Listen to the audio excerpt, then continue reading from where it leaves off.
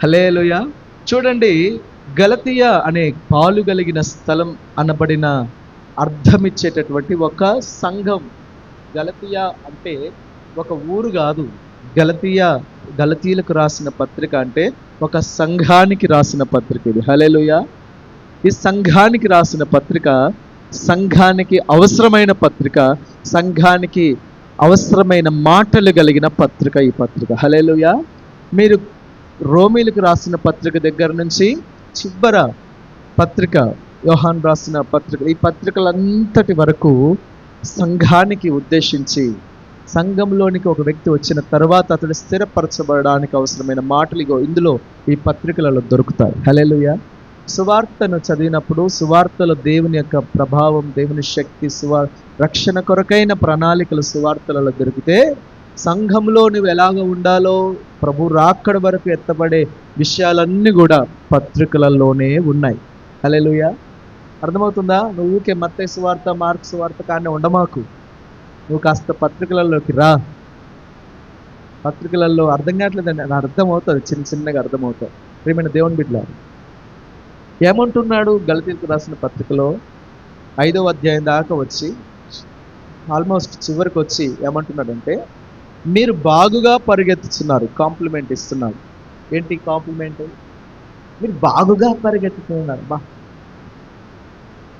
Best, చాలా మంచిగా ఉన్నారు మీరు, మంచి పరుగు, విశ్వాస సంబంధమైన మంచి పరుగు, మంచిగా పరిగెత్తుతున్నారు. ఈ పోరాటంలో, ఈ యాత్రలో, ఈ ఆత్మ సంబంధమైనటువంటి మార్గములో మీరు బాగుగా పరిగెత్తుతున్నారు. తర్వాత ఏమంటాడు? సత్యమునకు విధేయులు కాకుండా ఎవరు మిమ్మల్ని అడ్డగిస్తున్నాడు? క్వశ్చన్. కాంప్లిమెంట్తో పాటు క్వశ్చన్ వస్తుంది ఇక్కడ. ఏంటి కాంప్లిమెంట్? ఏంటి? మీరు బాగుగా పరిగెత్తుతున్నారు. మీ ఇంట్లో కూరలు వండినప్పుడు మీ భర్తలు కాంప్లిమెంట్ ఇస్తున్నారమ్మా? ఇస్తారా కాంప్లిమెంట్? అంటే బాగుంది, మస్తు వండినవు, ఇంకేమంటారు? కేక అంటే మాటలు రాక కేకలు అన్నమాట. హల్లెలూయా. ఏం చెప్పాలో అర్థం కాక మస్తు వండినవు, సూపర్ ఉన్న రెస్టారెంట్లో ఉన్నట్టునే వండినవు అని ఒక కాంప్లిమెంట్ ఇస్తారు. బాగా వండినవు, బాగా వండినవు. హల్లెలూయా. ఆ రోజు ఆమె వండలేదనుకో, అప్పుడే అంటారట, నువ్వు బాగా వండినవు అలా. అది వేరే వాళ్ళు వండినప్పుడు బాగా వండినవు అంటే ఎక్కలేని కోపం వస్తుంది స్త్రీలకి. అవునా కదమ్మా? రోజు వండినవంటేమో లేదు, కాంప్లిమెంట్ లేదు. అంటే ప్రోత్సాహం. కాంప్లిమెంట్ అంటే ఏంటి? ప్రోత్సాహపరచడం, ఎంకరేజ్ చేయడం లేదు.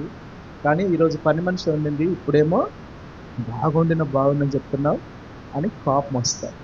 హల్లెలూయా. ఇప్పుడు ఏమంటాడు సంఘానికి? పౌలు గారు ఏమంటున్నాడంటే, మీరు బాగా పరిగెత్తుతున్నారు, చాలా మంచిదే. మీ పిల్లలకు కూడా ఇలాంటి కాంప్లిమెంట్ ఇవ్వాలి. బాగా చదువుతున్నావురా నువ్వు, సూపర్ చదువుతున్నావు నువ్వు, కానీ లెక్కలు ఇంకాస్త చదవాలి అన్నట్టుగా, లెక్కలు ఇంకాస్త ఎక్కువ టైం చేయాలిరా నువ్వు, లెక్కలలో మార్కులు తక్కువ వస్తున్నావు. నువ్వు బాగా చదువుతున్నావు కానీ ఒక కొరత ఉంది నీలో. హల్లెలూయా. అన్ని బాగున్నాయి యవనస్తుని దగ్గర, కానీ నీ దగ్గర ఒక కొదువు ఉంది అన్నాడు యేసయ్య. అవునా కదమ్మా? 100% పర్ఫెక్ట్ కాదు ఆయన, 100% మంచోడు కాదు, 1% నువ్వు ఈ పని చేయని చెప్పాడు యేసయ్య. కానీ వాడు ఒప్పుకోకుండా వ్యసనపడి వెళ్ళిపోయిందట ఆ యవనస్తుడు. ప్రియమైన దేవుని బిడ్డలారా, ఒక ప్రోత్సాహకరమైన మాట సంఘానికి ఏమని రాస్తున్నాడు? మీరు బాగుగా పరిగెత్తుతున్నారు, మీ ఆత్మ సంబంధమైన ప్రయాణం బాగుంది, అయితే ఒక కొదువ ఉంది ఈ ప్రయాణంలో. ఏంటి కొదువ అంటే, సత్యానికి విధేయులు కాకుండా మిమ్మల్ని ఎవరు అడ్డగించారు? మిమ్మల్ని అడ్డగించింది ఎవరు? ఏదో ఒక ఆటంకం వచ్చింది సంఘానికి. ఎంతటి వారైనా, ఎవరైనా, ఏదైనా మిమ్మల్ని అడ్డగిస్తుందా? సత్యం అంటే దేవుని వాక్యం, యేసుక్రీస్తే సత్యం. ఈ వాక్యానికి విధేయులు కాకుండా ఎవరు అడ్డగిస్తున్నారు నిన్ను? దేవదూతలు అడ్డగించిన వాళ్ళు శాపగ్రస్తులే అన్నాడు పౌలు. ఈ సువార్త గాక మరి ఒక సువార్త మీ వద్దకు పంపబడితే వాడు శాపగ్రస్తుడు అన్నాడు. అంత ధైర్యంగా, అంత ఖచ్చితంగా చెప్పగలిగాడు వాక్యం. ప్రియమైన దేవుని బిడ్డలారా, ఎవరు అడ్డగిస్తున్నారు? దేవుని వాక్యానికి ఆటంకం కలిగించేది ఏంటి? అక్కడ రాసి పెట్టబడిన నెక్స్ట్ వర్స్ ఏంటంటే, ఈ ప్రేరేపణ మిమ్మల్ని పిలుచున్న వాని వలన కలగలే. ఈ ప్రేరేపణ పర్షియస్ అని ఉంది ఇంగ్లీష్లో, మోటివేషన్ అన్నారు, ఇన్స్పిరేషన్ అన్నారు. మొత్తాన్ని ప్రేరేపణ అంటే నీ ప్రక్కనే ఉండి నిన్ను ప్రేరేపించే ఈ ప్రేరేపణ నిన్ను పిలిచిన వాని ద్వారా కలగలే. ఈ ప్రేరేపణ చెడ్డది. ఈ ప్రేరేపణకు మీరు తల ఒగ్గకూడదు. ఈ ప్రేరేపణ మిమ్మల్ని పిలుచున్న వాని వలన కలగలేదు. హల్లెలూయా. పులిసిన పిండి కొంచెమైనా ముద్ద అంతా ఇడ్లీ కింద ఏంటుండదు, ఏం చేస్తారమ్మా, బాగా కలిపి కొంచెం ఏదో మినపపిండి కలుపుతారు, అంతేనా? అప్పుడు ఏమవుతుంది, తెల్లవారికల్లా మొత్తం పొంగిపోతుంది, పైకోసం మూతను దన్నేస్తుంది పైకి. అంటే కొంచెమే తోడు పెరుగు, కానీ పాలనన్నిటినీ పెరుగుగా మార్చేస్తారు. మీలో కొంచెమైనా ఈ పులిపిండి సత్యమునకు విధేయులు కాకుండా అడ్డగించే ప్రేరేపణ కొంచెమైనా సరే జాగ్రత్త, నీ జీవితం మొత్తాన్ని ప్రభావితం చేస్తుంది. హల్లెలూయా, హల్లెలూయా. ఒకరోజు ఒక ఆయన పాస్టర్ గారు ఉన్నారంట, పాస్టర్ గారు ఊకే పాపం పాపం పాపం పాపం అని ఎందుకు చెప్తున్నారండి? కాస్త తప్పిదం అని, పొరపాటని, కొరత అని ఇట్లాంటి పదాలు వాడచ్చు కదా. ఊకే పాపం చేస్తావు, పాపం పాపం అంటారు ఎప్పుడు, పాపం పాపం. పొరపాటు అనొచ్చు కదా. పొరపాటు అంటే అతనికి కాస్త తగలదన్నమాట మాట. పాపం అనేసరికి బాగా తగులుతుంది. అట్లా అనకూడదు, అట్లా అనుకున్నట్టే బాగుండు కదా అని అన్నాడట పాస్టర్ గారితో. అప్పుడు పాస్టర్ గారు అన్నాడట, ఒక తేనె డబ్బాని, ఒక విషం డబ్బాని పక్కన పెట్టి ఆ విషం డబ్బా మీద తేనె అని రాసిపెట్టు అన్నాడు. అర్థమవుతుందా నేను చెప్పేది? తేనె అని రాసిపెట్టు. ఈ విషం డబ్బా మీద ఏం రాసి పెట్టాలంట? తేనె అని రాసిపెట్టు. ఏంటి స్టేజ్ మీదకి వచ్చేస్తావు ఏంటిగా ఎలిషా? హల్లెలూయా.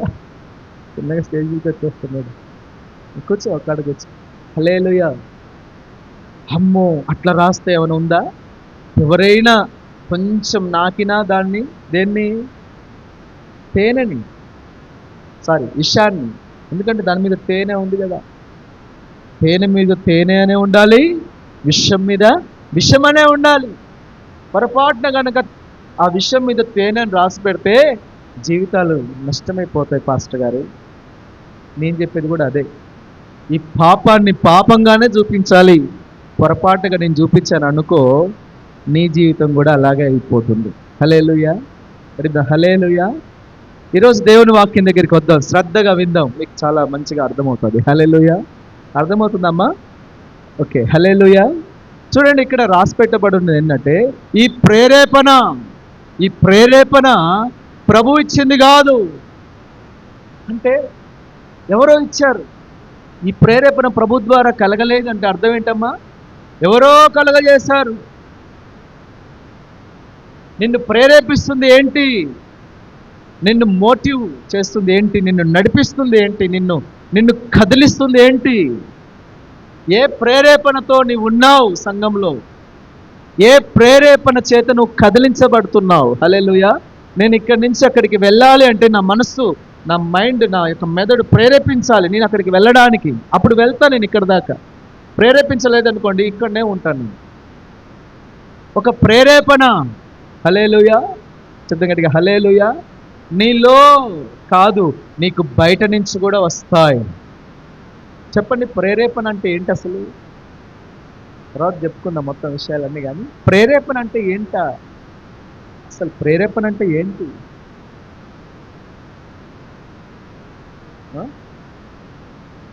చెప్పాలి. ప్రేరణ అన్నారు, ప్రేరేపణ అన్నారు. ఉన్నప్పుడు ప్రేరేపణ అంటే ఏంటి అసలు? అర్థం ఏంటి? ఆశీర్వాదం అంటే దీవెనలు అంటారు కదా, అట్లాగా ప్రేరేపణ అంటే ఏంటి? ఆలోచనలు అందరికీ ఉంటాయి. ప్రేరేపణ అంటే ఏంటి? హల్లెలూయా, చూద్దాం. హల్లెలూయా. బైబిల్ చదువుతున్నప్పుడు ఒక చోట నాకు దొరికింది, మీకు చూపిస్తాను. 20వ అధ్యాయం ఇర్మియా గ్రంథం తీయండి, అందరు తీయండి అమ్మా. ఇర్మియా గ్రంథం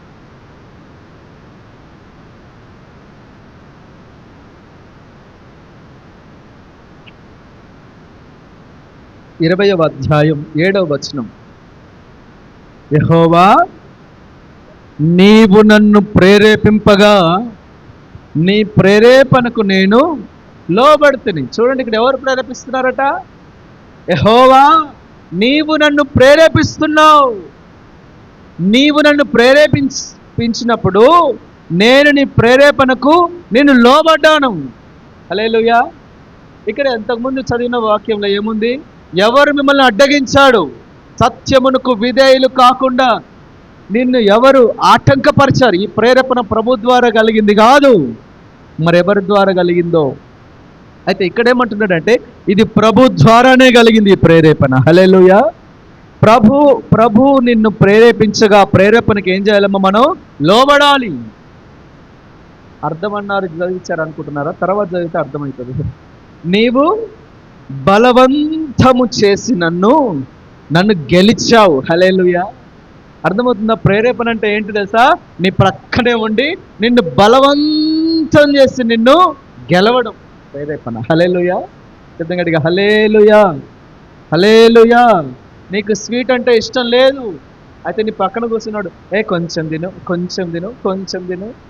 టీ తాగడం నీకు అలవాట్లేదు, కొంచెం తాగు, కొంచెం తాగు, నా కోసం తాగు. ఎవరి కోసం తాగు?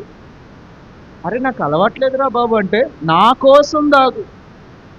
వీడి కోసం నువ్వు హాస్పిటల్లో ఉంటావా? ఉండదు.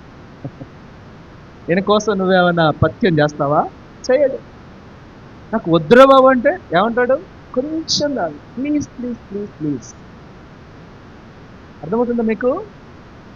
నీకు అవసరం లేని, నీకు అలవాటు లేని అలవాట్ల నీ ప్రక్కన ఉండి ఎవరైనా నీ మీద బలవంతం చేస్తున్నారంటే గుర్తుపెట్టుకో, ఇది ప్రేరేపణ.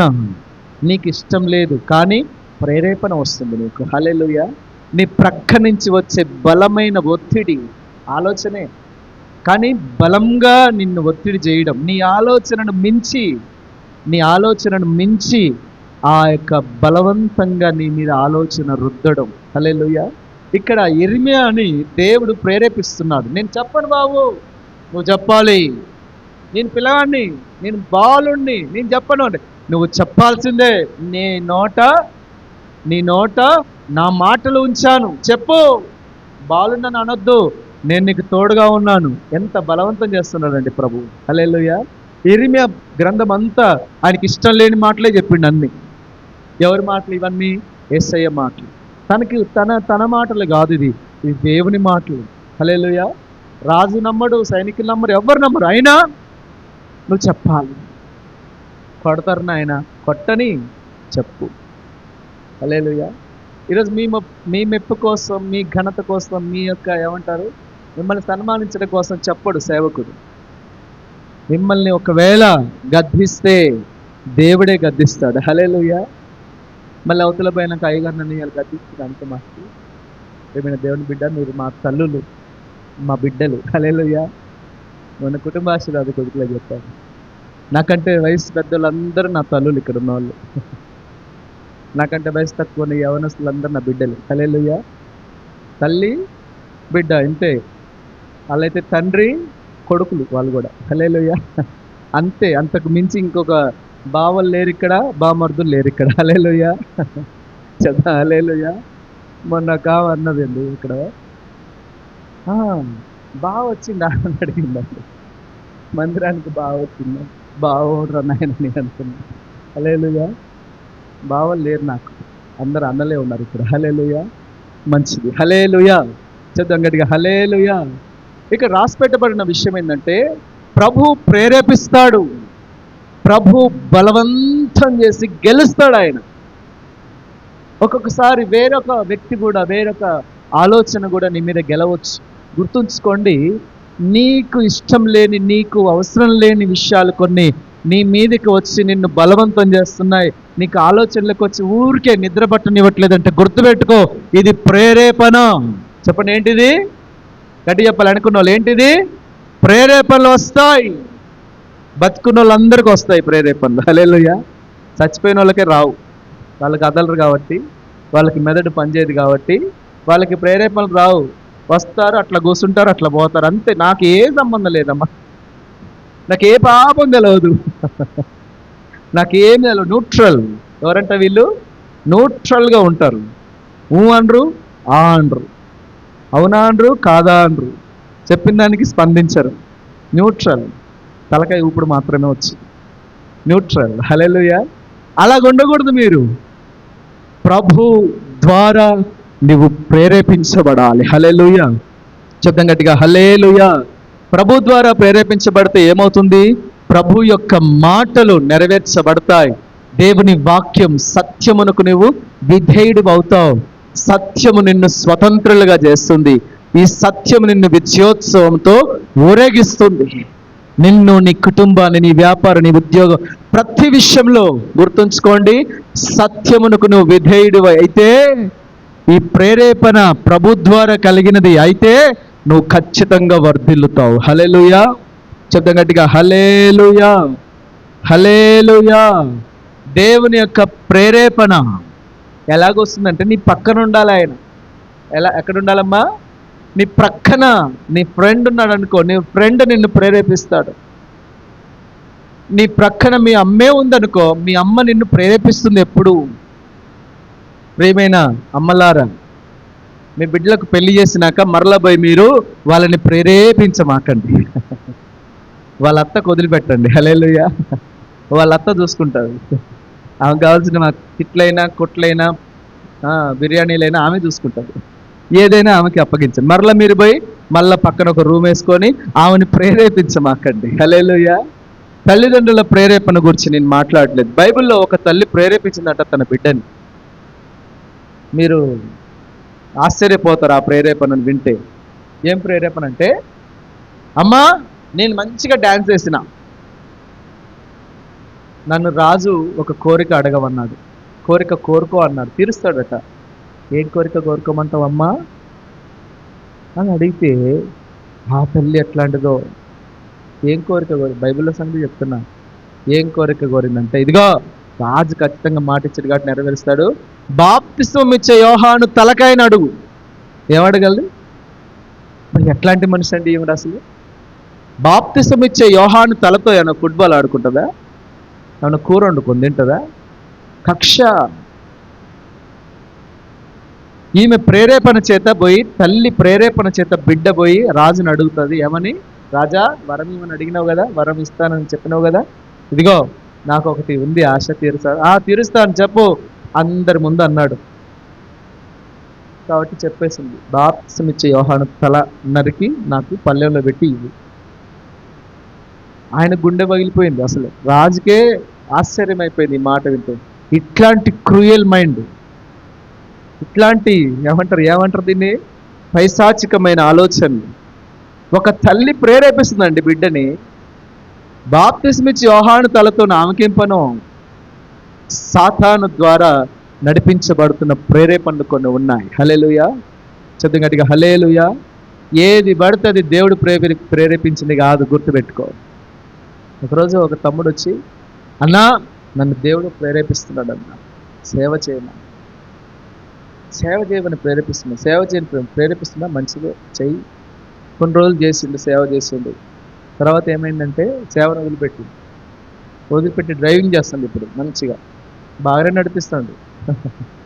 డ్రైవింగ్, కార్ని, ఆటోని అన్నిటిని తోలుతున్నాడు. ఏమైంది తమ్ముడు అంటే, అప్పుడు నేను దేవుడు ప్రేరేపించిన అనుకున్నా, మర్చిపోయాన్నా, నేను నా మైండ్లో లేదన్నా, కానీ ఇది దేవుడి ప్రేరేపణ కాదని అనిపించింది అన్న. అందుకనే మరలా ఇప్పుడు ఏం చేస్తున్నానన్నా, ఆటో తోలుతున్నా, కారు తోలుతున్నా. ఏమైందిరా ప్రేరేపణ అంటే, ప్రేరేపణ దేవుడు ఇచ్చిండో లేదో అన్న క్లారిటీ లేదు ఇతనికి. హల్లెలూయా. హల్లెలూయా. మధ్యలో ఎవరో వచ్చి సలహా ఇచ్చినాలి, ఆటో తోలుకో, కారు తోలుకో అని సలహా ఇచ్చినాలి. అర్థమవుతుందండి? అంటే ఎవరు ఎవరు ఎవరు చెప్పితే అటు వెళ్ళే ప్రేరేపణల గురించి నువ్వు జాగ్రత్తగా ఉండాలి. దేవుడు ప్రేరేపిస్తే ఖచ్చితంగా లోబడాలి దానికి. హల్లెలూయా. దేవుడు సేవ చేయమని ప్రేరేపించినప్పుడు సేవే చేయి. దేవుడు సేవ చేయమని ప్రేరేపించని నీకు క్లారిటీ వస్తేనే సేవలోకి దిగు. కానీ ఆ ప్రేరేపణ గాలికి కొట్టుకొని పోతే నువ్వెంత సంపాదించినా నీ జీవితం మొత్తం శూన్యమవుతుంది. తింటావు, రోజు కూలి వస్తుంది, అన్నం తింటావు, బతుకుతావు అంతే. కానీ దేవుని వాక్యానికి, దేవుని ప్రేరేపణకు నువ్వు లోబడలేదు కాబట్టి జీవితాంతం దీవెన లేకుండా జీవిస్తాడు ఈ వ్యక్తి. హల్లెలూయా. అది ఎవరైనా సేవలో నేను ఉన్నాను కాబట్టి సేవ గురించి చెప్తున్నాను. దేవుడు మీతో చెప్పిన ప్రతి ఆలోచన, ప్రతి ప్రేరేపణకు నువ్వు లోబడాలి. హల్లెలూయా. చెప్తే గట్టిగా హల్లెలూయా. లోబడతారా? లోబడరా? లోబడాలి. లోబడాలి అంటే ఆయన నిన్ను ప్రేరేపించాలి. ఆయన నిన్ను ప్రేరేపించాలంటే ఆయనతో నీవు ఉండాలి ముందు. హల్లెలూయా. ఆయన నీ ప్రక్కన నీతో సహవాసం చేయాలి. అలాంటి సహవాసం ఒకవేళ కోల్పోతే, ఎన్ని వారాలు నువ్వు చర్చికి రాక అని ఒకరు అడిగితే ఎలా ఉంటుందండి? పరువు పోతుంది. ఒకరోజు ఒక చర్చిలో ఒక వ్యక్తి అడిగాడట పక్కన కూర్చున్న వ్యక్తిని, బ్రదర్ నువ్వు చచ్చిపోయావు అనుకున్నా బ్రదర్ అన్నాడట. ఏమన్నాడు? నువ్వు చచ్చిపోయినవేమో అనుకున్నా, నువ్వు బతికే ఉన్నావా అని అడిగిందట. ఏంటండి అంత మాట అన్నారు? ఒకసారి ఇట్లా కూడా మాట్లాడతారా సంఘస్థులు అన్నట్టుగా ఆశ్చర్యంగా చూశారట ఆ బ్రదర్. ఎందుకు అంత మాట అన్నావు అంటే, 3 వారాల నుంచి నువ్వు చర్చికి రావట్లేదు కదా, చచ్చిపోయినావు అనుకున్నా నేను అన్నాడట. అర్థమవుతుందా మీకు? బ్రదర్స్ గురించి కాదు, మీ గురించి కూడా. 3 వారాలు నువ్వు మందిరానికి మానావు అంటే గుర్తుపెట్టుకో, నువ్వు చచ్చిపోయావు ఆత్మలో, నువ్వు ఆత్మీయంగా చచ్చిపోయినావు. అందుకని 3 వారాల నుంచి మందిరం ఎగ్గొట్టినావు. హల్లెలూయా. నువ్వు దేవునితో సహవాసం నీకు ఇష్టం లేదు. ముందు దేవుని సన్నిధిలో ఆరాధించే భాగ్యము నీకు హేళనగా, చిన్నదిగా కనిపిస్తుంది. నీకు ఫంక్షన్లు ఎక్కువైపోయినాయి, పెళ్ళిళ్ళు ఎక్కువైపోయినాయి, మొహమాటాలు ఎక్కువైపోయినాయి, దేవుని మందిరం తక్కువైపోయింది, దేవునితో సహవాసం తక్కువైపోయింది. ఇక నిన్ను ఎవరు ప్రేరేపిస్తారు చెప్పండి? లోకం నిన్ను ప్రేరేపిస్తుంది, సాతానుగా నిన్ను ప్రేరేపిస్తాడు. దేవుడు ఎలాగ ప్రేరేపిస్తాడండి? నీ ప్రక్కన ఉంటే కదా. హల్లెలూయా. సంఘం పరిపూర్ణతలోనికి రావాలి. ఆమేన్. హల్లెలూయా. ఎలాగ రావాలమ్మా? సంఘం పరిపూర్ణతలోనికి రావాలంటే గుర్తుపెట్టుకోండి, గల్తీయ సంఘంతో అంటాడు, ఈ ప్రేరేపణ ప్రభు ద్వారా వచ్చింది కాదు. అంటే ప్రభు ఇచ్చే ప్రేరేపణలకు మీరు లోబడాలి తప్ప ఈ సత్యాన్ని అడ్డగించే ఈ ప్రేరేపణలకు మీరు లోబడకూడదు. ఈ విశ్వాసమును నీవు ఆపకూడదు. ఎవరు అడ్డగిస్తున్నాడు? ఎంత గొప్ప వ్యక్తి అయినా సరే, దేవదూత వచ్చి నిన్ను అడ్డగించినా సరే నువ్వు ఆగకూడదు దేవుని సన్నిధికి రావడానికి. హల్లెలూయా. శబ్దం గట్టిగా హల్లెలూయా. బైబిల్లో 1-2 విషయాలు మీకు గుర్తు చేస్తాను. న్యాయాధిపతులు 14వ అధ్యాయం తీయండి త్వరగా. ప్రభు ప్రేరేపిస్తే మన జీవితాలు ఎలాగ మార్చబడతాయి 1-2 విషయాలు మీతో చెప్పి నేను ముగిస్తాను. న్యాయాధిపతులు 14వ అధ్యాయం 6వ వచనం చూడండి. ఇక్కడ యెహోవా ఆత్మ అతను ప్రేరేపించగా అతని చేతిలో ఏమీ లేకపోయినా ఒకడు మేక పిల్లను చీల్చినట్టు అతడు దానిని చీల్చిన. దానిని అంటే దేనిని? పైన ఉంది కొదమ సింహం. ఏ సింహం? కొదమ సింహం అతని ఎదుటకి బొబ్బరించుచూ వచ్చిందట. యెహోవా ఆత్మ అతన్ని ప్రేరేపించింది. అప్పుడు ఏం చేశాడు? అతని చేతిలో ఏమీ లేదు. ఒక్కొక్కసారి ఒక ఆయుధం పట్టుకున్నాడు సంసోన్, కానీ ఒక్కొక్కసారి ఏమీ లేదు అతని చేతిలో. కొదమ సింహం బొబ్బరిస్తూ వస్తుందంటే ఎట్లా ఉంటుంది చెప్పండి? పిల్లి మీద కురికొస్తేనే భయపడతాం మనం. ఒక ఎలక ఉరికొచ్చినా కానీ అమ్మో ఎలక వచ్చిందా. కొదమ సింహం అంత ఉంటుంది, అది దాని తలకాయ సింహంకు ఉన్న జోలు ఉంటుంది చూసారా, గడ్డం చాలా పెద్దగా ఉంటుంది, తలకాయ ఇంకా అసలే లావు తలకాయ. ఈ జోలు ఎక్కువ ఉంటే కొదమ సింహానికి ఇంకా దాన్ని చూస్తేనే అదురుకుంటాం. ఆ కొదమ సింహం అట సంసోను మీదకి బొబ్బరిస్తూ వస్తుంది, గాండ్రిస్తూ వస్తుంది కొదమ సింహం. వస్తున్నప్పుడు ఏం చేసింది? నా చేతిలో ఏం లేదు, అయినా సరే ఎలాగా ఒక చిన్న మేక పిల్లని గనక ఒకడు చీల్చివేసినట్టుగా. ఆదివారం మటన్ షాప్కి పోతారు కదా, అక్కడ చూస్తారు కదా, మటన్ కోసేటోడు ఎట్లా చేస్తాడు? చీల్చేస్తాడు. ఒక చిన్న మేకపిల్లని చీల్చినట్టుగా చీల్చేశారట సంసోన్. ఎక్కడి నుంచి వచ్చిందయ్యా నీకు ఈ బలం? యెహోవా ఆత్మ బలం ఇది. హల్లెలూయా. దేవుని ఆత్మ అతన్ని ప్రేరేపించగా అతనికి ఏం కలిగిందంటే శక్తి వచ్చింది, బలం వచ్చింది. ఒక సింహం నీ మీదకి వస్తుంది. ఇది ఇది బొబ్బరిస్తూ వచ్చే సింహం, గర్జించు సింహం అని మరొక చోట రాస్తుంది. గర్జించు సింహం వలె ఎవడున్నాడట? సాతాను ఎలాగున్నాడట? గర్జించు సింహం కాదాడు. బైబిల్ని మంచిగా అర్థం చేసుకుందాం. సాతాను గర్జించు సింహము వలె. వలె అనే పదం చదవాలి గట్టిగా. ఎలాగంట? గర్జించు సింహము వలె. గర్జించు సింహం కాదు, గర్జించు సింహం వలె ఎవరిని మింగుదునా? సింహం నవలాలి, కానీ వాడికి పళ్ళు లేవు, పళ్ళు ఊడిపోయినాయి. మింగడమే, ఇక చప్పరించి మింగడమే. హల్లెలూయా. మింగడం గురించి, పామును గురించి అంటారు కదా, మింగుతుంది పాము, నవలదు. పాము నవలంగా చూసారు ఎప్పుడన్నా?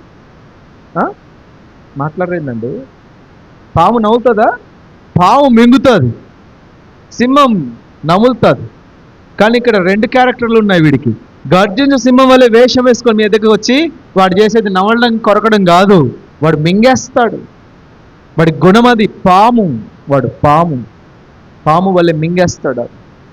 అంటే ఇక్కడ రాసి పెట్టబడే విషయం ఏంటంటే సింహం కాదాడు, సింహం లాగా యాక్షన్ చేస్తాడు. ప్రేమైన దేవుని బిడ్డ, నీ ఎదుటికి సింహము వలె, సింహము లాగా గర్జిస్తూ నీ మీదికి కొదమ సింహం వలె సాతానుగాడు వచ్చినప్పుడు నీకు కావలసింది దైవికమైన ప్రేరేపణ. హల్లెలూయా. యెహోవా సంసోన్ని ప్రేరేపించగా చేతిలో ఏది లేకపోయినా ఆ సింహాన్ని మేక పిల్లను చీల్చినట్టుగా చీల్చి పడవేశాడు. మరణం నీకు కాదు, వాడికి. హల్లెలూయా. శత్రువు నీ మీదకి వచ్చినప్పుడు బాధపడవలసింది నీవు కాదు, శత్రువు బాధపడాలి. సింహము వలె వ్యాధులు, రోగాలు, కష్టాలు, ఇబ్బందులు, ఆర్థిక అసమానతలు, కుటుంబ కలహాలు ఏది నీ మీదకి బొబ్బరిస్తూ వస్తున్నాయో, ఇలా ఎన్నో తారీఖు ఈఎంఐ కట్టాలి, పొదుపు కట్టాలి, ఫైనాన్స్ వాడు ఇంటికి వస్తాడు, అమ్మో బొబ్బరిస్తూ వస్తాయన్నమాట ఇవి. హల్లెలూయా. అర్థమవుతుందా? నిజం సినిమాలు రావులేండి మీ కాడికి నిజం సినిమాలు వచ్చేంత లేదు, మనం ఫారెస్ట్లో లేము కదా. హల్లెలూయా. మీ దగ్గరికి వచ్చే సినిమాలు ఇవి వచ్చినప్పుడు మీరేం చేయాలమ్మా? దేవుని ఆత్మతో ప్రేరేపించబడితే, ఒకవేళ హల్లెలూయా దేవుని ఆత్మ ప్రేరేపణకు నువ్వు లోబడితే, దైవికమైన ఆలోచన చేత నువ్వు నింపబడి నడిపించబడుతున్న వ్యక్తివి నువ్వు అయితే, నిశ్చయముగా నీ చేతిలో రూపాయి లేకపోయినా, హల్లెలూయా, నీ చేతిలో బంగారము లేకపోయినా, నీ చేతిలో ఏమంటారు పరపతి పదవి లేకపోయినా, ఒట్టిగానే ఆ యొక్క ఆటంకాన్ని నిర్వీర్యం చేసి పడవేయవచ్చు. హల్లెలూయా. సంసోన్ జీవితంలో జరిగింది ఇది. ఆయుధం లేకున్నా, ఏది లేకున్నా సంసోన్ గెలిచాడు, సింహం ఓడిపోయింది. మీ జీవితంలో కూడా ఈరోజు ప్రభు మీతో మాట్లాడుతున్నాడు. దేవుని ప్రేరేపణ నీ దగ్గర ఉందా? అసలు దైవికమైన ప్రేరేపణల చేత నడిపించబడుతున్నావా? ఎవరు చెప్పినట్టుగా నడుచుకుంటూ పోతున్నావా? సీమోను వలె, రెల్లు వలె, గాలికి చెదరగొట్టు పొట్టు వలె నువ్వు ఉన్నావా? గాలి ఎటొస్తే అటే పోతుంది గడ్డి కదా, రెల్లు చెత్త, గాలి చెదరగొట్టు పొట్టు అన్నాడు బైబిల్లో. అంటే గాలి ఎటొస్తే అటే పోతావా? హల్లెలూయా. ఎందుకంటే హల్లెలూయా. సంఘంలో కొన్ని కార్యక్రమాలు జరుగుతూ ఉంటాయి. సంఘంలో కార్యక్రమాలు జరుగుతున్నప్పుడు ఒక పెద్ద మీటింగ్ పెట్టారనుకోండి, ఖమ్మంలో మీటింగ్ పోతావా? అంటే నీకు సంఘం కంటే, స్థానిక సంఘం కంటే, స్థానిక దైవజనుడి కంటే ఎక్కడి నుంచో వచ్చి మీటింగ్స్ అరేంజ్ చేస్తుంటే ఆ మీటింగ్ ముఖ్యమా? హల్లెలూయా. అర్థమవుతుందా మీకు? హల్లెలూయా. హల్లెలూయా. హల్లెలూయా. నీ ప్రేరేపణ, నీ యొక్క ఆత్మ ప్రభు యొక్క ప్రేరేపణతో ఉన్నావా? నీవే ప్రేరేపించబడుతున్నావు. ఒక్కోసారి సొంత ఆలోచనలు ఎక్కువ పనిచేస్తాయి దేవుని ఆలోచనల కంటే కూడా. సంఘంలో దేవుని ఆలోచనలే పనిచేయాలి. హల్లెలూయా. నీ సొంత ఆలోచనలు పక్కన పెట్టు. ప్రియమైన దేవుని మందిరానికి వచ్చి చెప్పులు ఇడుస్తాం కదా, అక్కడ చెప్పులు ఇడిచి వచ్చినట్టుగానే మీ సొంత బుద్ధి అంతా అక్కడ వదిలిపెట్టరండి ఇక్కడికి. అప్పుడు వాక్యం అర్థమవుతుంది.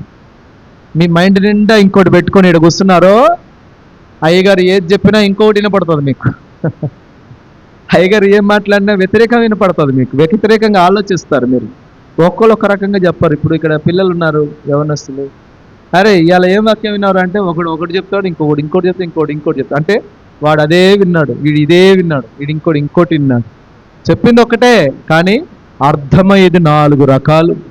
ప్రియమైన దేవుని బిడ్డలారా, మీరు విడిచిపెట్టరండి మీ మనస్సులను, మీ యొక్క మనస్సులను, మీ యొక్క ఆలోచనలు అక్కడ బయటనే, మందిరం బయట విడిచి ఇక్కడ ఫ్రెష్గా మంచి ఖాళీ హృదయంతో ఇక్కడ కూర్చోండి.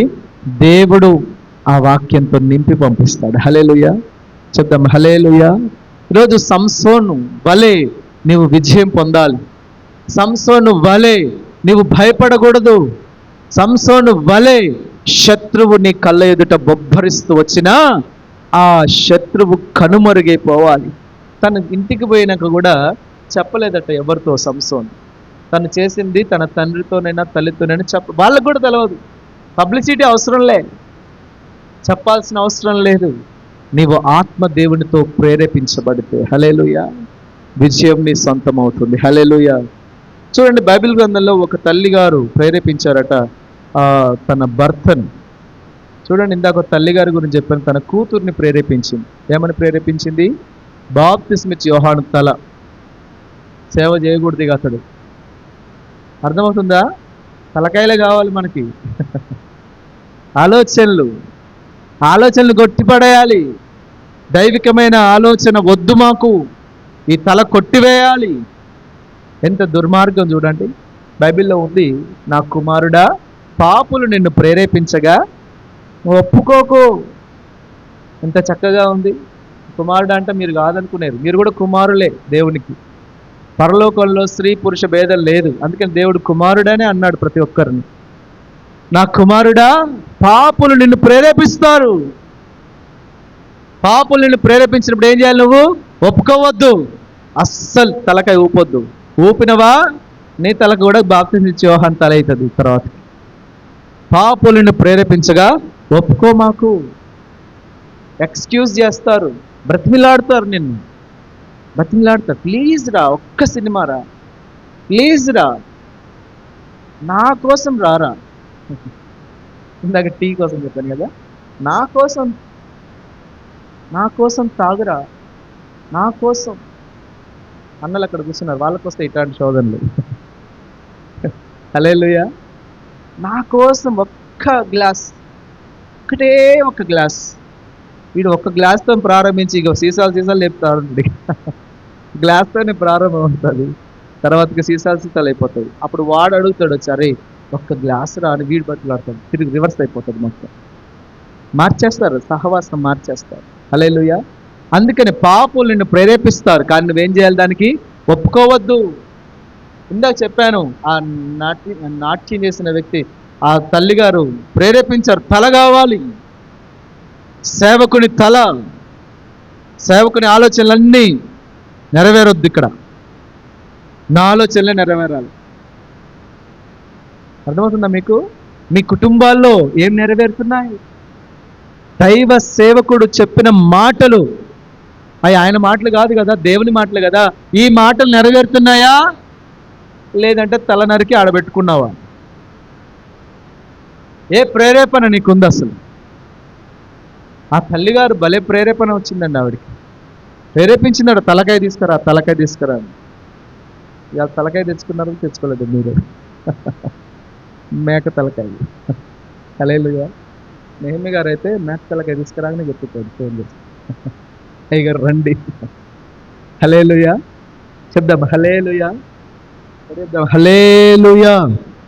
చూడండి, రాజుల గ్రంథం 21వ అధ్యాయం, మొదటి రాజులు మొదటి గ్రంథం 21:25. తన భార్య అయిన యెజబెల్ ప్రేరేపణ చేత యెహోవా దృష్టికి కీడు చేయ తన్ను తాను అమ్ముకొనిన అహాబు వంటి వాడు ఎవ్వడు లేడు. ఇట్లాంటోడు అహాబు వంటి వాడు ఎవ్వడు లేడు. ఇజ్రాయెల్ రాజు అతను. ఇజ్రాయెల్ రాజు యొక్క అంతం చూడండి ఎలాగ ఉందో. 5వ వచనం చూడండి, 23వ వచనంలో యెజబెల్ను గూర్చి యెహోవా సెలవిచ్చినది ఏమని, ఇజ్రాయేలు ప్రాకారం యొద్ద కుక్కలు యెజబెల్ తినిపోయిన, పట్టణమందు చచ్చు అహాబు సంబంధికులు కుక్కలు తింటాయి, బయట భూములు చచ్చు అని ఆకాశ పక్షులు తింటాయి. దేవుని కాదు ఇది శాపం. అహాబు చేసిన పని ఏంటంటే యెజబెలు ప్రేరేపణ చేత తనను తాను అమ్ముకున్నాడట. తన ఆలోచన కాదు ఇది. ఒక స్టోరీ తెలవాలి మీకు ఇప్పుడు. హల్లెలూయా. స్టోరీ అంటే తలకాయ పైకెత్తుతారా అనుకున్నాను నేను. అందరూ తలకాయ కింద వేస్తారు. ఇంకా తలకాయ పైకెత్తండి, నా వైపు చూడండి, చెప్తాను స్టోరీ. స్టోరీలు అంటే ఇష్టం కాదు మనకి. హల్లెలూయా. ఈయన అహాబు, ఈయన రాజు. ఈ రాజుకి పెద్ద తోట ఉంది, మంచి భూమి ఉంది. ఆ భూమిని ఆనుకొని మంచి భూమి ఇంకొక భూమి ఉంది వేరే వాళ్ళు, నల్ల రేగడి అనుకుంటాను. ఆ నల్ల రేగడి భూమి ఉంది. ఆయనకి ఒక ఆలోచన వచ్చింది, వెజిటబుల్స్ వేసుకోవడానికి, ఆకుకూరలు వేసుకోవడానికి. ఇవన్నీ వేరే వేరే తోటలు అయిపోయినాయి, నిండిపోయింది. ఇప్పుడు ఖాళీ స్థలం మీద కన్నుబడింది. ఈ స్థలంలో ఆకుకూరలు వేసుకుందాం, కూర ఆకులు అన్నది అక్కడ. కూర ఆకులు కూర చెట్లను వేసుకునేటట్టుగా పోయి ఆ ఓనర్ దగ్గరికి వెళ్తాడు. నాబోత్ ఆయన పేరు. ఎవరు? ఆంబోత్ కాదు, నాబోత్. హల్లెలూయా. ఈ నాబోత్ దగ్గరికి వెళ్ళి, నాబోత్, ఇగో ఈ నా పొలంకి ఆనుకొని సరిహద్దు నీ పొలం కాబట్టి ఈ పొలానికి బదులుగా ఇంకొక పొలం ఇస్తా నీకు. ఈ పొలానికి బదులుగా ఇంకొక పొలం ఇస్తా, ఈ పొలం నాకు ఇవ్వవా అంటే ఆలోచన చేస్తున్నాడు. ఏం చెప్పలే నాబోత్. అట్లాగా, సరే అమ్ముతావు మరి, డబ్బులు ఇస్తా. 2 రకాల ఆఫర్ ఇచ్చాడు ఆయనకి. ఈ పొలానికి బదులుగా ఇంకొక పొలం ఏమన్నా ఇస్తా, లేదు ఈ పొలానికి డబ్బులు ఏమన్నా ఇస్తా, నాకు అమ్మేసేయి అన్నాడు. అప్పుడు ఆయన ఏమన్నాడు తెలుసా, నాబోతు ఆలోచన చేసి అయ్యా ఇది మా నాన్న ఇచ్చిన ఆస్తి, పిత్రార్జితం. అంతేనా? పిత్రార్జితం అంటే నా తండ్రి ఇచ్చిన ఆస్తి. నా తండ్రి లేడు, ఆయనకు గుర్తుగా ఇది నాకు కావాలి. హల్లెలూయా. అంత తెలివి చూడండి ఎంత మంచిగా. అంటే రాజును కూడా ఒప్పుకోలే, రాజు చెప్పిన విషయాన్ని కూడా ఒప్పుకోలే. డబ్బుకు అమ్ముడు పోలేదు, ఇంకొక స్థలానికి పోలేదు. నా తండ్రి నాకు సంపాదించి ఇచ్చిన ఆస్తి ఇది, నా తండ్రి భూమి ఇది, ఇంది నేను వదులుకోలేను, నేను అనిపించినా నేను ఇవ్వను నేను అని చెప్పాడు. వెంటనే అహాబ్ ఏం చేసిందంటే మూతి ముడుచుకుందట. తెలుసా మూతి ముడుచుకోవడం అంటే ఎట్లా? మీకు చెప్పాలనా? హల్లెలూయా. మూతి ముడుచుకోవడం తెలియదమ్మా? కొట్టినప్పుడు తిట్టినప్పుడు మూతి ముడుచుకుంటారుగా. ఏది మూతి ముడుచుకున్నావు అంటారుగా పిల్లల్ని, మీకు తెలియదా? మీ పిల్లల మూతి ముడచడం తెలియదు, మీ మూతి ముడచడం తెలుసు, మీ ఆయన మూతి ముడచడం తెలుసు, అన్నీ తెలుస్తుంది. హల్లెలూయా. అహాబు మూతి ముడుచుకొని ఏం చేసిండు, పోయి మంచం ఎక్కి ఇక పడుకున్నాడు మూలకి కోపంతో. తినట్లేగా, ఫాస్టింగ్. అలిగిండు మొత్తానికి మనోడు. హల్లెలూయా. ఇంకొక పావుగంట ఉంది టైం. హల్లెలూయా. అలిగి కూర్చుంటే భార్య వచ్చింది, పేరు యెజబెల్. చాలా గొప్ప వ్యక్తి, మంచి వ్యక్తి, చాలా క్రూరురాలు. మంచి అంటే మరి మీరేమనుకునేది, చాలా క్రూరమైన మైండ్. ఆ మైండ్ ఎంత మీకు చెప్తాను వినండి. అహాబ్ దగ్గర ఏంటి ఇలా డల్గా ఉన్నావేంటి, లేపింది. లేపితే స్టోరీ చెప్పిండు. ఇంకా నేను వాడి దగ్గరికి పోయినా, పొలం అమ్ముతానన్నా ఇస్తానన్న డబ్బులు వేరే పొలం ఇస్తున్నా, వాడు ఇయ్యలేదు నాకు, అందుకే నేను ఇగో డల్ అయిపోయినా. నువ్వు భలే పని చేసినావు, నువ్వు రాజువా, నువ్వు మామూలు వ్యక్తివా? సరే నేను ఆ పొలాన్ని నీకు ఇస్తా. ఎవరంటున్నారండి ఈ మాట? భార్య అంటుంది, యెజబెల్ వచ్చి అంటుంది, నీ వల్ల కాదు కానీ నేను ఆ పొలాన్ని నీకు ఇస్తాలే, నువ్వు సైలెంట్గా ఉంటా అని చెప్పి బయటికి పోయి ఒక 2-3 మనుషుల్ని రెడీ చేసి రాజు ఉంగరంతో ఒక ముద్ర వేయించి ఖాళీ పేపర్ మీద స్టాంప్ మీద సంతకం పెట్టించుకొని రాసింది, ఒక పంచాయతీ పెట్టండి, అందులో ఈ నాబోతు అనేటోడు దేవుణ్ణి రాజుని అవమానంగా మాట్లాడాడు, చెడ్డగా మాట్లాడాడని సాక్ష్యం ఇద్దరిని పెట్టండి అని చెప్పి 2 సాక్షులు కొని గొడవ పెట్టించి అక్కడ ఉపవాసం పెట్టారంట. ఉపవాస దినం. అందరూ ప్రార్థన చేస్తుండగా, ఉపవాసం చేస్తుండగా ఒక 2 ఇదిగో ఈ నాబోతు అహాబును తిట్టాడు, రాజును తిట్టాడు, రాజుకు వ్యతిరేకంగా లేచాడు, తిరుగుబాటు చేశాడు, దేవునికి విరోధంగా మాట్లాడాడు అని అబద్ధ సాక్ష్యం చెప్పారు 2 లేచి. ఎవరి ఆలోచన చెప్పండి ఇదంతా? భార్య యెజబెల్ ఆలోచన. అప్పుడు ఏం చేయాలి? రాజుకి విరోధంగా మాట్లాడినా, దేవునికి విరోధంగా మాట్లాడినా చంపేయాలి. ఆ నాబోతుని తీసుకొచ్చి వాళ్ళ కుటుంబంతో సహా బయటకు తీసి రాళ్లతో కొట్టి చంపేశారండి. నాబోతు చచ్చిపోయాడు. ఈ విషయం అహాబుకి మరలా భార్య పోయి చెప్తుంది. 21వ అధ్యాయం మొత్తం అయితే అర్థమవుతుంది మీకు. రాజుల మొదటి గ్రంథం 21వ అధ్యాయాలు ఇదంతా స్టోరీ ఉంది. పోయి ఇదిగో నాబోతు చచ్చిపోయాడు, ఇక నీ పొలం తీసుకోపో అని చెప్పింది భార్య వచ్చి. వీడు ఎట్ట జరిగింది, ఏం జరిగింది, ఏ వీడికి సంబంధం లేదు, వాడికి పొలం ఒక్కటి కావాలంతే. అట్లాంటి మైండ్ చూడండి. హల్లెలూయా.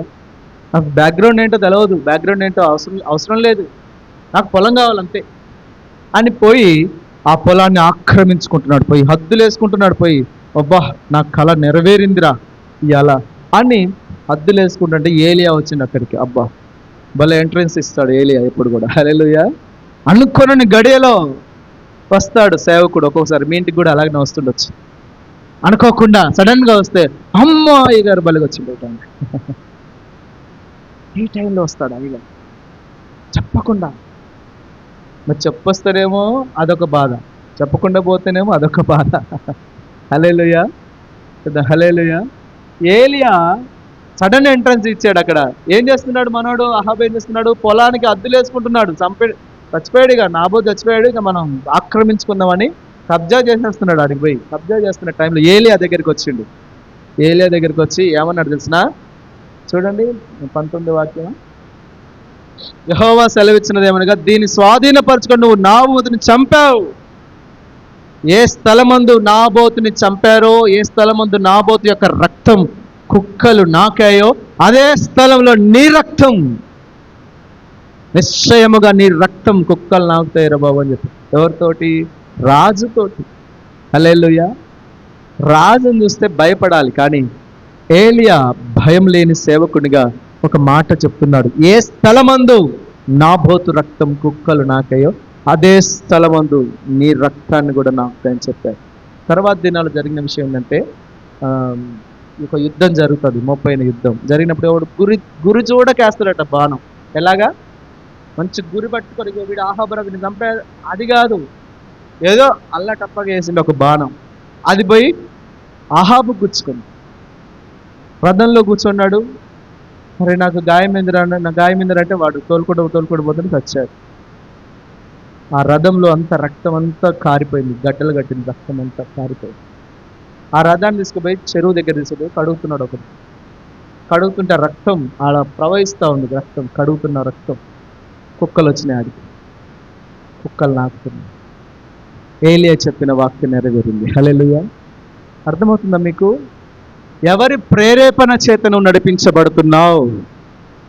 మనుష్య రీతిగా దుర్మార్గమైన ప్రేరేపణల చేత ఒకవేళ నువ్వు నడిపించబడితే నష్టం నీకే. యెజబెల్ కాదు, అహాబుకి వచ్చింది తిప్పలు. ఇప్పుడు యెజబెల్ బాగానే ఉంది, మంచిగా రంగులు వేసుకుంటుందామా, ముఖాన్ని రంగులు వేసుకుంటుందట యెజబెల్. హల్లెలూయా. అప్పుడెప్పుడో స్టార్ట్ అయింది మేకప్ కిట్, ఈ మధ్యలో స్టార్ట్ అయింది ఏం కాదు ఇది. హల్లెలూయా.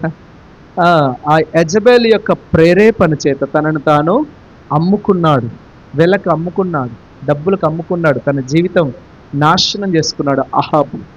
ప్రేమైన సహోదరి సహోదరులారా, నీ భార్య ప్రేరేపణలన్నీ తప్పని నేను చెప్పట్లేదు. నీ భార్య నీతో చెప్పిన మాట విను అన్నాడు యేసయ్య ఒక చేత. హల్లెలూయా. అబ్రహాంతో అన్నాడు, నీ భార్య అయిన శారా చెప్పిన మాటను విను. కొన్ని మాటలు వినాలి సహోదరులారా, డామినేషన్ ఉండొద్దు. కొన్ని వినాలి, కొన్ని మనం చెప్పాలి. మీరు చెప్పాలి, వాళ్ళ వినాలి, కానీ అంతిమంగా దేవుని ప్రేరేపణకు నువ్వు లోబడాలి. హల్లెలూయా. చూద్దాం గట్టిగా హల్లెలూయా. చూడండి, ఒకటి రెండు విషయాలు మీకు చెప్పాను. ఒకటి, సత్యమునకు విధేయులు కాకుండా ఎవరిని ప్రేరేపిస్తున్నారు? అది మంచిది కాదు. దేవుడు ప్రేరేపించాలి. దేవుడు ప్రేరేపిస్తే నీకు శక్తి వస్తుంది, నీకు బలం వస్తుంది, నీకు విజయం వస్తుంది. అది కాక మనుష్యుల ద్వారా ప్రేరేపించబడితే నువ్వు అమ్ముకుంటావు, ఇక నీదేం ఉండదు, ఇక నీది సాగదు. నువ్వు ఎవరినైతే అమ్ముకుంటారో వాళ్ళ చిత్తానుసారంగా నువ్వు ప్రవర్తించవలసిన వ్యక్తిగా ఉంటావు. చివరి మాట నేను చదివి ముగిస్తాను. అపోస్తలుల కార్యాలు 5వ అధ్యాయం 3వ వచనం చదవండి. అపోస్తలుల కార్యాలు 5వ అధ్యాయం 3వ వచనం. ఇప్పుడు పేతురు, అననీయ నీ భూమి వెలలో కొంత దాచుకొని పరిశుద్ధాత్మను మోసపుచ్చుటకు సాతాను ఎందుకు నీ హృదయం చూడండి, సాతాను గారు ప్రేరేపిస్తున్నారు. అననీయ సప్పీరా, చెప్పండి ఎవరెవరు? అననీయ సప్పీరా ఇద్దరు కూడా పాస్టర్ గారు వెళ్ళారు. అమ్మా, దేవుని సేవ చేయాలి, దేవుని యొక్క పరిచర్య జరగాలి చక్కగా. ఈరోజు మనం మందిరం కడుతున్నాం. హల్లెలూయా. దేవుని సేవ 75% మందిరమే చేస్తుంది. హల్లెలూయా. మేము చేసేది 25%. వెళ్ళడం, సువార్త చెప్పడం, రావడం. కానీ చెప్పేది ఏంటి?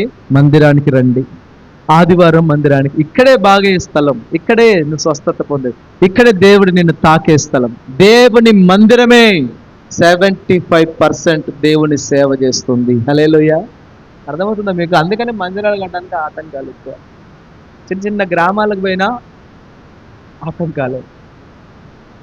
ఈరోజు దేవుని యొక్క సేవ కొరకు అననీయ సప్పీరాలు ఒక తీర్మానం చేసుకున్నారు. అయ్యా, మేము కూడా మా భూమి అమ్మి మీకు ధనమిస్తాం. ఒప్పుకున్నారు ఒక మాట. ఏమని ఒప్పుకున్నారు? అందరు చేసినట్లే మేము చేస్తాం. అందరూ తమ స్థిర చర ఆస్తులు, ఏమేమి ఆస్తులట? స్థిర చర. తెలుసా చర అంటే? స్థిర అంటేనేమో కదలనివి, భూములు, ఇల్లులు, ఇవి కథలు.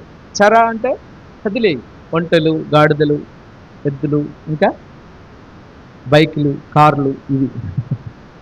హల్లెలూయా.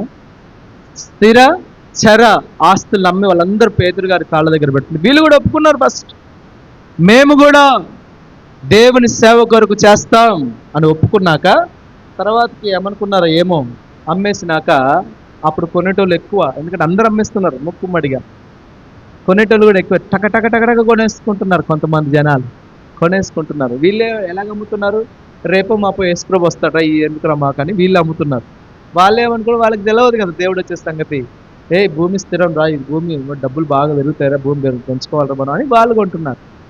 కొన్ని ఈ డబ్బులన్నీ లెక్కేసుకుంటున్నారు. అననీయ సప్పీరాలు లెక్కేసుకొని ఎవ్వరి కుటుంబం గురించి రాసలేదు.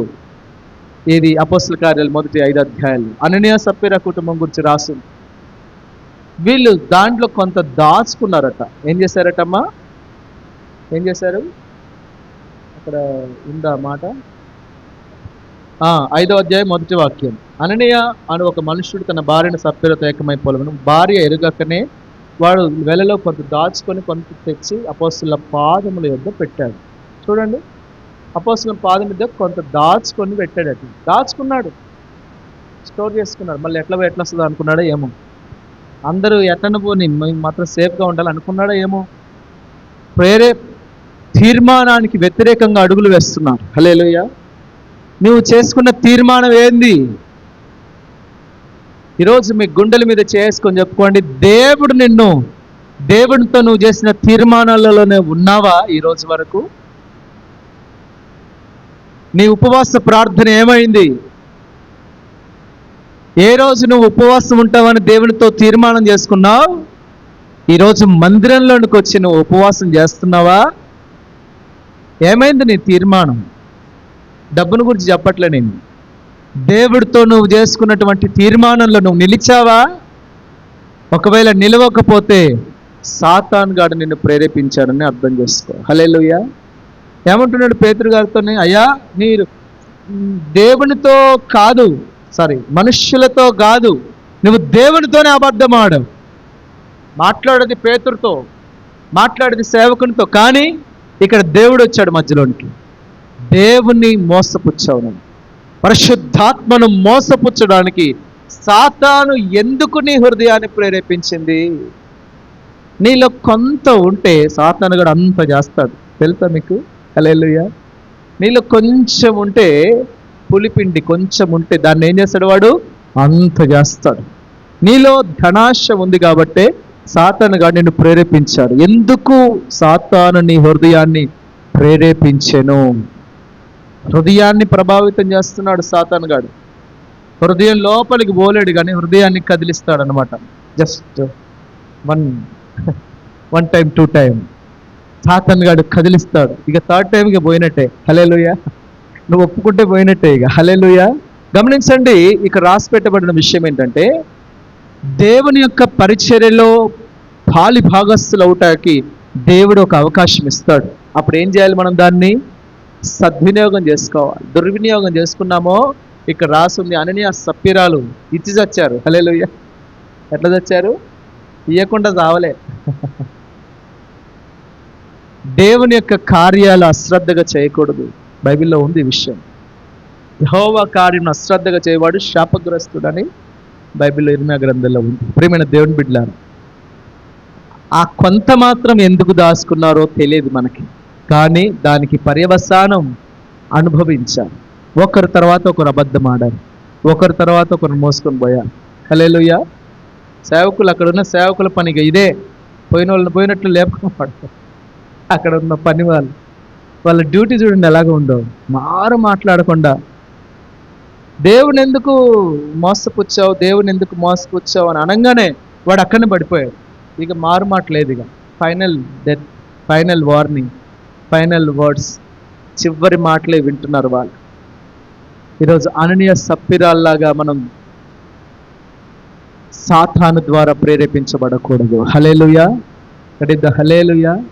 ఎవరి ద్వారా ప్రేరేపించబడాలమ్మా? దేవుని ద్వారా మనం దావీదుని దేవుడు ప్రేరేపించాడు తెలుసా? దేవుని మందిరమును కట్టుటకు దేవుడు దావీదు మనస్సును ప్రేరేపించాడు.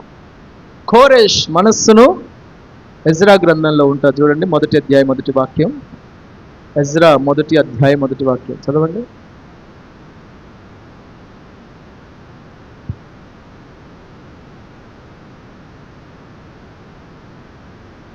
దొరకట్లేదు ఎజ్రా గ్రంథం, దినవృత్తాంతాల పక్కనే ఉంటుంది.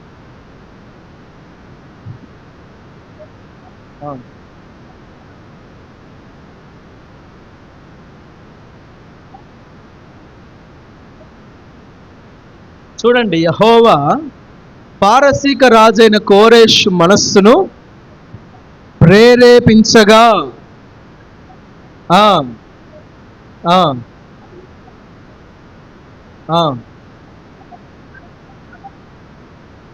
ఏమనగా, ఆకాశమందల దేవుడైన యెహోవా సకల జనముల వశం చేసి యూదా దేశంలో యెరూషలేములో తనకు మందిరం కట్టి నాకు ఆజ్ఞ ఇచ్చి ఉన్నాడు. హల్లెలూయా. సకల దేశములు నాకు ఇచ్చిన దేవుడు సకల దేశములకు ఆజ్ఞాపించే నేను ఒక ఆజ్ఞను పొందుకున్నాను. ఏం ఆజ్ఞ పొందుకున్నావు? దేవుని మందిరం కట్టించబడాలి అనే ఆజ్ఞ కోరేష్కి దేవుడిచ్చాడు. అది ఆయన ప్రేరేపణ. హల్లెలూయా. హల్లెలూయా. కోరేష్ ఎవరు? ఇప్పుడు అన్యజనుడు. దావీదు ఎవరు? దేవుని వ్యక్తి లేదా సంఘం, దేవుని నమ్మిన వ్యక్తి, విశ్వాసి. దావీదు మనస్సును ప్రేరేపించగలడు. ఇంకా అన్యజనుడైన కోరేష్ మనస్సును ప్రేరేపించగలిగిన దేవుడు మన దేవుడు. హల్లెలూయా. యూదులకి లేదు ఇప్పుడు మందిరం కట్టుకోవాలని, కానీ రాజుకు పుట్టించాడు దేవుడు ఆలోచన. రాజుకి నిద్ర లేకుండా చేశాడు దేవుడు. రాజ సహాయం చేత కావలసినవన్నీ తీసుకోండి పోండి బాబు ఇక్కడి నుంచి అని చెరలో నుండి వాళ్ళు సమృద్ధితో బయటకు వచ్చారు. హల్లెలూయా. దైవికమైన ప్రేరేపణ చేత కోరేష్ ప్రేరేపించబడి నడిపించబడ్డాడు. కోరేష్ సకల భవిష్యత్ దినాల్లో ఎన్నో సంవత్సరాలకి మంచి పేరును, ఖ్యాతిని తెచ్చుకున్నాడు. కారణం దైవ ప్రేరేపణ. హల్లెలూయా. నెబుకద్నెజర్ లెక్క, బెల్షస్సర్ లెక్క, దర్యాబాషి లెక్క కాదు ఆయన. కోరేష్ సెపరేట్. నా మంద కాపరి అని పిలిచాడు ప్రభు. కోరేష్ని సెపరేట్గా డీల్ చేశాడు దేవుడు. కోరేష్తో మాట్లాడిండు ప్రభు. నా మంద కాపరి, నా చిత్తమంతు నెరవేర్చువాడా కోరేష్ అని దేవుడు కోరేష్తో మాట్లాడిన మాట మనం వింటాం. కారణం ఏంటో తెలిసిన? దైవికమైన ప్రేరేపణ అతనికి తోడుగా ఉంది. హల్లెలూయా. గడిద్దాం. హల్లెలూయా. ఒక్కసారి ప్రేరేపణ వస్తే దానికి నువ్వు లోబడాలి. దైవికమైన ప్రేరేపణ. ఒకవేళ ఈ ప్రేరేపణ దైవ సంబంధమైందా కాదా అని నీకు అర్థం కాని పరిస్థితుల్లో వాక్యం చదువు, ప్రార్థన చెయ్యి, లేదా సేవకుని అడుగు. ఈ ప్రేరేపణ ఎక్కడి నుంచో ఎట్లా వచ్చిందో తెలియదండి పాస్టర్, ఇగో ఇలాగ ప్రేరేపించబడ్డాను. హల్లెలూయా. హల్లెలూయా. ఆ ప్రేరేపణ సరైనదే కాదని నీకు అర్థమైతే పర్లేదు, నీకు అర్థం కాకపోతే వాక్యం దగ్గరికి రా, నీకు అర్థం కాకపోతే ప్రార్థన చేయి, ఇంకా అర్థం కాకపోతే సేవకుడు ఉన్నాడు మీకు, సేవకుల దగ్గరికి వచ్చి అడుగు. హల్లెలూయా. అప్పుడు అది దైవికమైందా కాదా సేవకుడు చెప్తాడు. హల్లెలూయా. ఇక్కడ హల్లెలూయా. లోకం ప్రేరేపిస్తుంది, కుటుంబంలో ఉన్న వ్యక్తులు ప్రేరేపిస్తారు, సాతానుగాడు ప్రేరేపిస్తాడు. గుర్తుపెట్టుకోండి, దేవుడు కూడా ప్రేరేపిస్తాడు. నీవు ఎవరి ప్రేరేపణకు లోబడాలో దేవుని వాక్యం ద్వారా నువ్వు విన్నావు. దైవికమైన ప్రేరేపణకు నువ్వు లోబడి ఆ ప్రకారం నువ్వు పని ప్రారంభించు. హల్లెలూయా. హల్లెలూయా. ఇశ్రాయేలీలు ప్రత్యక్ష గుడారం కట్టడానికి వారి హృదయం, ఎవరి హృదయం వారిని ప్రేరేపించిందో వాళ్ళందరూ దేవుని మందిరానికి అవసరమైన, నిర్మాణానికి అవసరమైన ప్రతిదీ తీసుకొచ్చి పెట్టారట. అది ఒక ప్రేరేపణ. ఇసుక కావాలంటే ఇసుక తీసుకొచ్చి పెట్టారు, కంకర కావాలంటే కంకర తీసుకొచ్చి పెట్టారు. అంటే అప్పుడు బంగారం, ఇప్పుడు బంగారం లేదు కదా. అప్పుడు బంగారం అవసరం కాబట్టి బంగారం తెచ్చుకోరు. ఇప్పుడు ఏం అవసరమో, ఏ మెటీరియల్ అవసరమో ఆ మెటీరియల్ అంతటినీ ఇజ్రాయెల్ తెచ్చారు. ఏ మెటీరియల్ అవసరమో దావీదు ఆ మెటీరియల్ అంతటినీ స్టోర్ చేసి పెట్టాడు. అర్థమవుతుందా మీకు? ఈరోజు మనం కూడా దైవికమైనటువంటి ఆత్మ సంబంధమైనటువంటి మందిరాలుగా మనం కట్టబడాలి ముందు. హల్లెలూయా. ఈ ఆత్మ సంబంధమైన మందిరాలు కలిసి ఒక దైవికమైన మందిరాన్ని మనం కట్టాలి. హల్లెలూయా. ఈ ప్రేరేపణకు నువ్వు లోబడితే తరతరాలకు నీ పేరు చిరస్థాయిగా నిలబడిపోతుంది. దేవుని ప్రేరేపణకు నువ్వు లోబడు. హల్లెలూయా. చెప్పిన గట్టిగా హల్లెలూయా. దేవుడు వారిని ప్రేరేపించిన కొలది తీసుకొని వస్తే మోషే గారు ఒక అనౌన్స్మెంట్ చేశాడట, ఇక ఎవ్వరు ఏది తేమకండి, వారి హృదయం ప్రేరేపించాలి. ఎవరిని ప్రేరేపిస్తున్నా? 1,00,000 రూపాయలు, 2 లక్షలు, 3 లక్షలు అని ఎవరైనా చెప్పాలా మీకు? దేవుడు సమృద్ధిగా మీకు అనుగ్రహించబోతున్నాడు. హల్లెలూయా. సమృద్ధి అయినటువంటి స్థలంలోనికి మనం వెళ్ళబోతున్నాం. హల్లెలూయా. హల్లెలూయా. కల్వరి అందరికీ అవకాశాలు ఇస్తుంది. హల్లెలూయా. అవునా కదమ్మా? కొంతమంది దాన్ని మిస్యూజ్ చేసుకుంటారు. దేవుడు కల్వరిలో అందరికీ అవకాశాలు, ఇస్కరియోతు యూదాకు కూడా అవకాశం ఇచ్చిండు దేవుడు. కానీ వాడేం చేసిండు? పారిపోయాడు అక్కడి నుంచి. నీకు కూడా అవకాశం ఇస్తున్నాడు. అననీయ సప్పీరాలు కూడా అవకాశం ఇచ్చిండు. ఈ కల్వరిలో నీవు ఈ అవకాశాన్ని సద్వినియోగం చేసుకో. హల్లెలూయా. నిశ్చయముగా దైవికమైన ప్రేరేపణ నీకు తోడుగా ఉంటే నువ్వు ఏ స్థలంలో ఉన్నా, ఏ వ్యాపారం చేస్తున్నా, ఉద్యోగం చేస్తున్నా, వ్యవసాయం చేస్తున్నా, ప్రతి దానిలో దేవుడు నిన్ను ప్రేరేపించిన ప్రేరేపణకు లోబడి నువ్వు కార్యాలు చేయడం ప్రారంభించు. దేవుడు నీకు తోడుగా ఉండి అన్ని విషయాల్లో కొదమ సింహము లాంటి ఆటంకాలు నీ ముందుకొచ్చినా వాటిని చీల్చివేస్తాడు, బలపరుస్తాడు, విజయంతో నీ కుటుంబాన్ని నింపి నడిపిస్తాడు. ఈ మాటల్ని ప్రభు ఆశీర్వదించును గాక. ఆమేన్. అందరూ మోకరించండి, ప్రార్థన చేద్దాం. చెప్పబడిన మాటల కొరకే ప్రభు సన్నిధిలో కొన్ని నిమిషాలు ప్రార్థన చేద్దాం. ఈరోజు ప్రభు నీతో మాట్లాడిన ప్రతి మాట వాక్యం సెలవిస్తూ ఉంది. ఎవరి ద్వారా నువ్వు ప్రేరేపించబడుతున్నావు? సాతాను ప్రేరేపిస్తుందా? వ్యక్తులు నిన్ను ప్రేరేపిస్తున్నారా? చీకటి అంధకారం నిన్ను ప్రేరేపిస్తుందా? లేక దేవుని యొక్క ప్రేరేపణ, దైవికమైన ప్రేరేపణ చేత నువ్వు నడిపించబడుతున్నావు? ఈరోజు ప్రభు నీతోనే మాట్లాడి ఉన్నాడు. ప్రియ సహోదరి, నీ తీర్మానం ఎటుపోయింది? నీ తీర్మానంలో నుంచి నువ్వు ప్రక్కకెళ్ళిపోయావేమో. ప్రభు నిన్ను హెచ్చరిస్తూ, గద్దిస్తూ, నిన్ను ప్రేమించి నీతో మాట్లాడుతున్నాడు. తీర్మానంలో నిలిస్తే, నీవు ప్రభు యొక్క ప్రేరేపణకు నువ్వు లోబడితే నీవు చిరస్థాయిగా ఆశీర్వదించబడతావు.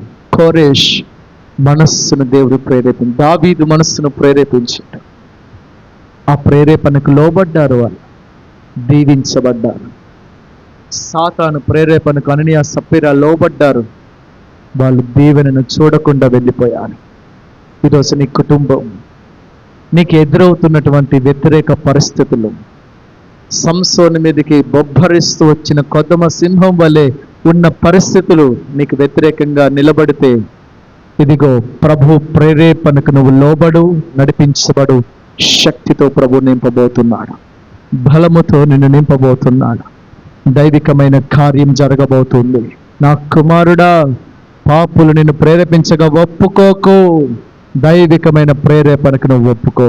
ఈరోజు ఈ తీర్మానంలో నిలిచి దైవికమైన సహవాసం కలిగి దేవుని ద్వారా నువ్వు ప్రేరేపించబడి, ఆనాడు ఇశ్రాయేలు మోషే సెలవిచ్చిన మాట చొప్పున దైవిక మందిరం, ప్రత్యక్ష గుడారం కొరకు వారి మనస్సులు ప్రేరేపించిన కొలది సమృద్ధి అయినటువంటి కార్యాలు వారు చేశారు.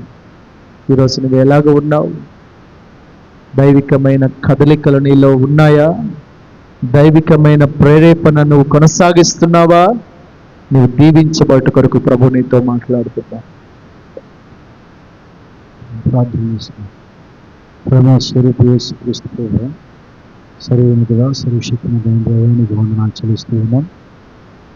అయ్యా, మీ సేవకుడి ద్వారా మీరు మాట్లాడిన ప్రతి మాటను బట్టి నీకు వందనాలు చెల్లిస్తూ ఉన్నాం. నిశ్చయంగా లోకంలో అయినా మా ఆత్మీయ జీవితానికి ఆశీర్వాదకరంగా ఉండే నీ ప్రేరేపణ మా ఎడల కలుగును. యేసు, నీ చేత మేము దీవించబడ్డవారిగా ఉందా. దైవికమైన ప్రేరేపణ చేత మా జీవితాలను, కుటుంబాలను ఆశీర్వాదకరంగా కట్టుకుందాం. నాయన, ప్రతి బిడ్డను మీరు జ్ఞాపకం చేసుకోండి. మీ సేవకుని ద్వారా వాక్యము ప్రకటిస్తున్నప్పుడే తండ్రినైనా మీ బిడ్డలకు స్వస్థత కలిగిందని మేము నమ్ముతున్నాం తండ్రి. అయ్యా, ఓ ప్రత్యేకమైన దైవ ప్రేరేపణ కలిగిందని మేము నమ్ముతున్నాం తండ్రి. అటువంటి కృప ప్రతి బిడ్డ అనుభవించడానికి సహాయం చేయమని, ఈ వాక్యం మా జీవితంలో ఫలభరితంగా మార్చమని కోరుకుంటూ యేసుక్రీస్తు వారి పరిశుద్ధమైన నామమున అడిగి వేడుకుంటున్నాను తండ్రి. ఆమేన్.